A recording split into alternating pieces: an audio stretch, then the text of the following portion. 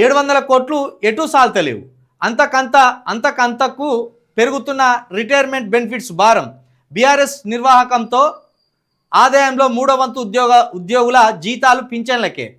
Court మెట్లు ఎక్కుతున్న retired ఉద్యోగులు. Finance సెక్రటరీపై వారానికి 60 నుంచి 70 కంపెంప్ట్ కేసులు. 9,000 దాటిన బకాయిలు. తీవ్ర ఇబ్బందులో మాజీ ఉద్యోగులు. ఆరోగ్య సమస్యలు వస్తే ఇక అంతే సంగతులు.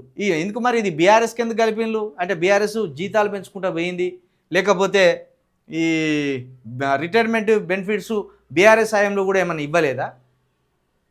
జీతాలు అయితే వాళ్ళు ఇష్టానుసారంగా పెంచిండు కేసీఆర్ గారు. గవర్నమెంట్ ఉద్యోగస్తులకు జీతాలు బాగా పెంచిండు ఆయన కాలంలో. ఇక మరి రిటైర్మెంట్ బెనిఫిట్స్ ఆయన కాలంలో కూడా ఇవ్వలేదా? మరి ఇంకా ఆయన మీదనే ఎందుకు నెట్టేస్తాను? మీరు ఇవ్వరాదుర్రి.